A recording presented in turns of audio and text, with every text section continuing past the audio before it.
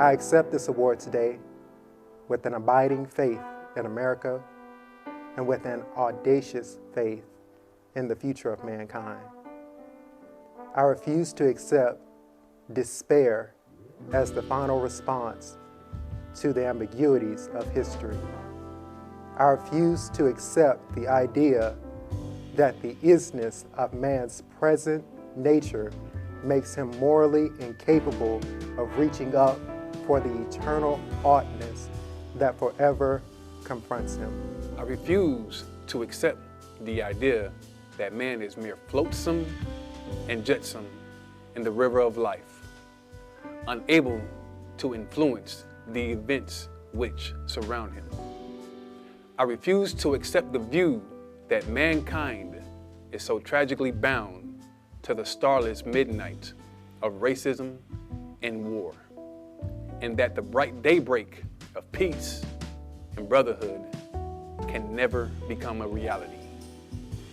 I refuse to accept the cynical notion that nation after nation must spiral into a militaristic stairway into the hell of thermonuclear destruction. I believe that unarmed truth and unconditional love will be the final word in reality. This is why temporarily defeated is stronger than evil triumphant. I believe that even amid today's mortar burst and whining bullets, there is still hope for a brighter tomorrow. I believe that wounded justice, lying prostrate on the blood-flowing streets of our nation, can be lifted up from this dust of shame to reign supreme among the children of men. I have the audacity to believe that peoples everywhere can have 3 meals a day for their bodies, education and culture for their minds, and dignity, equality, and freedom for their spirits. I believe that what self-centered men have torn down, men other-centered can build up.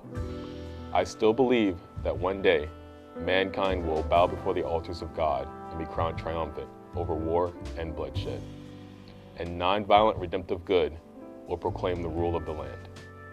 And the lion and the lamb shall lay down together, and every man shall sit on his own vine and fig tree, and none shall be afraid. I still believe that we shall overcome. This faith can give us the courage to face the uncertainties of the future. It will give our tired feet new strength as we continue our forward stride toward the city of freedom. When our days become dreary with low hovering clouds and our nights become darker than 1,000 midnights, we will know that we are living in a creative turmoil of a genuine civilization struggling to be born. So you honor the dedicated pilots of our struggle who have sat at the controls as the freedom movement soared into orbit. You honor, once again, Chief Lutuli of South Africa, whose struggles with and for his people are still met with the most brutal expression of man's inhumanity to man. You honor the ground crew, without whose labor and sacrifices the jet flights to freedom could have never left the earth. Most of these people will never make the headline, and their names will not appear in Who's Who. Yet when years have rolled past and the blazing light of truth is focused on this marvelous age in which we live, men and women will know, and children will be taught, that we have a finer land, a better people, and a more noble civilization, because these humble children of God were willing to suffer for righteousness' sake.